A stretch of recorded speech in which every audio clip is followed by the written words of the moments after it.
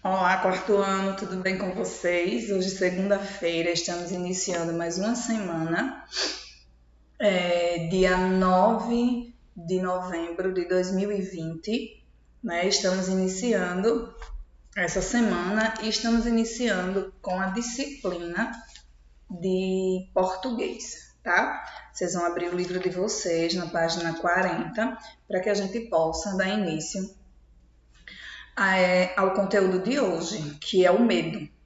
Uma emoção necessária. E por que será que nós sentimos medo? Né? O medo ele nos acompanha em todas as fases da vida. O medo é assim, ela é uma das principais forças de motivação da nossa conduta. Né? Nós, como seres humanos, o medo nos leva a ter força de motivação. Mas nem sempre eles são previsíveis, né? E variam conforme as diferenças de cada um. Existem mais variados tipos de medo, como filmes de terror, como os personagens, medo de altura, medo de falar em público, medo de dirigir, medo de barata, de rato, né? Medo de escuro, entre outros. São variados os tipos de medo, certo? E não apenas as crianças sentem medo, nós adultos também sentimos o medo. Então, nós vamos hoje ver um pouquinho sobre por que sentimos medo, tá? Aí aqui a tia está mostrando para vocês nessa página, né? Ó, escondido atrás da cadeira. Aqui nós temos essa página também, né? Que vem falando sobre o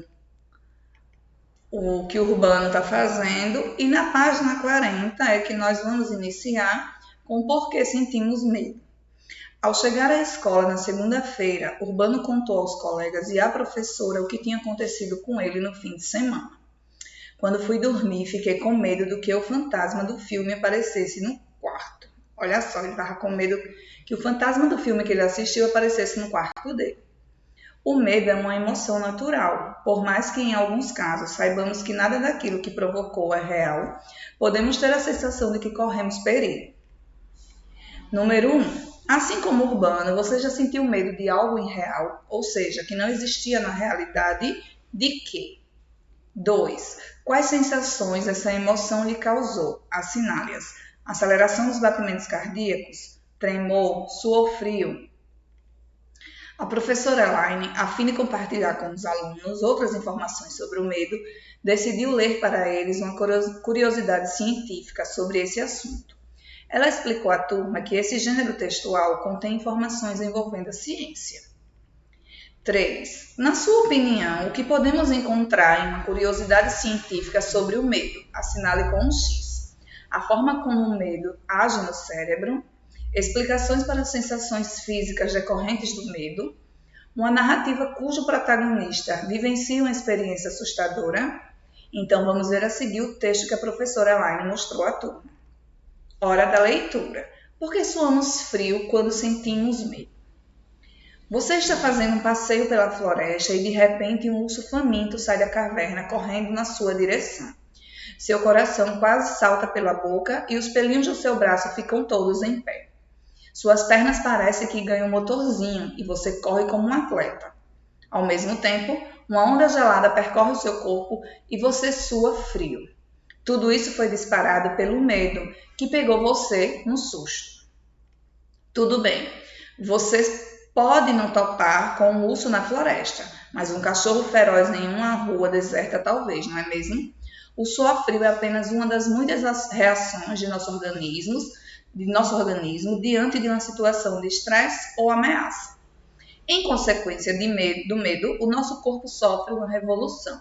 De maneira resumida, o cérebro sinaliza para o coração que é hora de acelerar, bombeando mais sangue, e com muita adrenalina, para os músculos a fim de que eles funcionem melhor. Enquanto isso, por conta do excesso de sangue direcionado aos músculos, os órgãos do abdômen e a pele passam a receber menos sangue.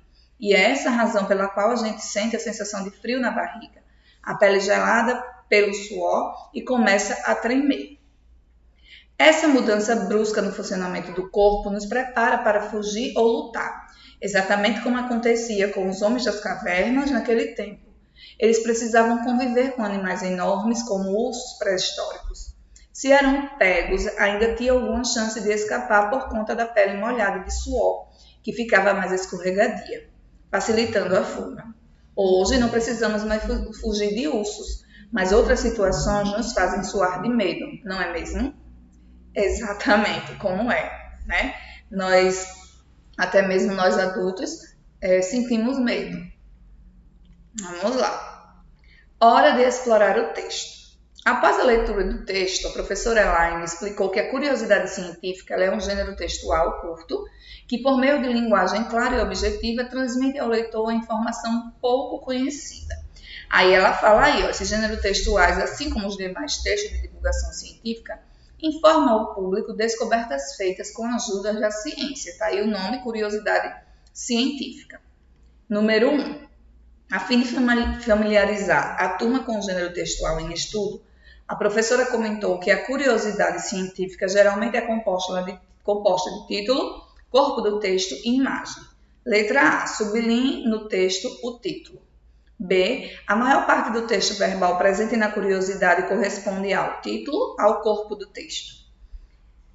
Lembre-se que o corpo do texto são os parágrafos que compõem ele, tá? C. Observe atentamente a situação retratada na ilustração da página 41 e descreva o que vê. Depois, explique de que forma ela se relaciona com o que é tratado no texto.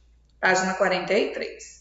Em textos como o que a professora apresentou, muitas vezes o título já informa um assunto que será tratado. Qual é o assunto do texto lido? B. Você já conhecia a explicação para o fenômeno citado no título? Na sua opinião, essa informação é interessante? 3. Assim como os alunos da Escola Mundo Mágico, você estudou outros dois gêneros textuais, que possuem algumas semelhanças com a curiosidade científica. Foi a notícia e a reportagem. Letra A. Assinale uma característica comum à curiosidade científica e à notícia. É o texto de curta extensão, é o uso das falas de entrevistados. B. Agora, assinale uma característica que pode ser encontrada tanto na curiosidade científica como na reportagem. É divulgada em jornais e revistas digitais ou impressos.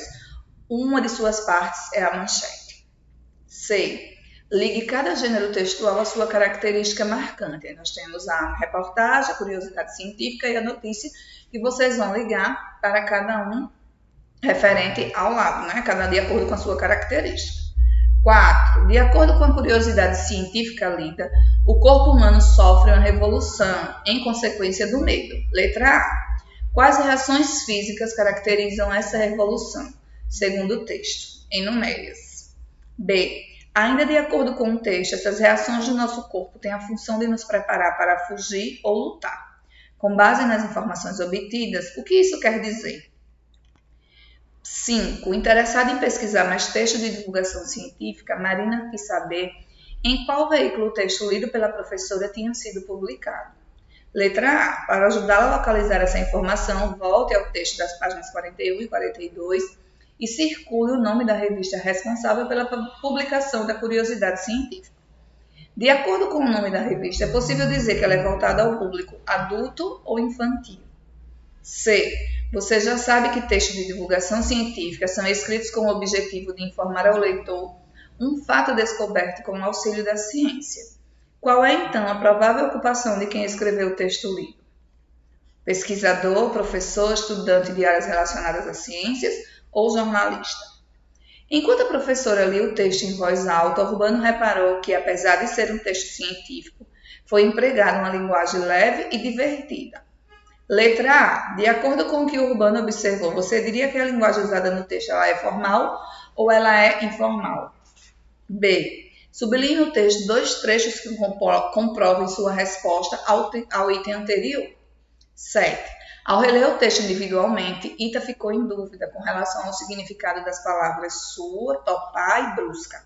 Releu os trechos de onde foram tiradas e complete os espaços com sinônimos, isto é, vocábulos que não alterem o sentido das sentenças, que sejam parecidos. Letra E. A. Ao mesmo tempo, uma onda gelada percorre o seu corpo e você, frio. Tudo bem, você não pode com o urso na floresta. Letra C. Essa mudança no funcionamento do corpo, nos prepara para fugir ou lutar. E aí tem um quadro, né, que Ita está falando aí. Atenção, a palavra sua vem do verbo suar. Portanto, se for usar o dicionário, procure na forma não conjugada. E aqui, para encerrar, na questão 8, no último parágrafo da curiosidade científica é feita uma pergunta ao leitor. Hoje não precisamos mais fugir de ursos, mas outras situações nos fazem suar frio de medo, não é mesmo? Então, liste 3 situações que o deixam com medo.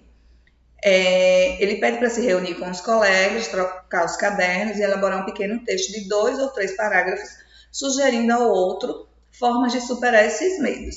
Então, o que é que vocês vão fazer? Vocês vão listar essas 3 situações e na nossa aula, ao vivo, nós iremos debater, iremos discutir formas, tá? Como é que a gente pode superar esse medo. Tá? Nós vamos ouvir o medo de cada um, inclusive o da tia, para que a gente possa debater, certo? Vocês vão agora... A tia está encerrando, né, com a aula de português, mas em seguida vocês vão ficar com a aula de história, certo?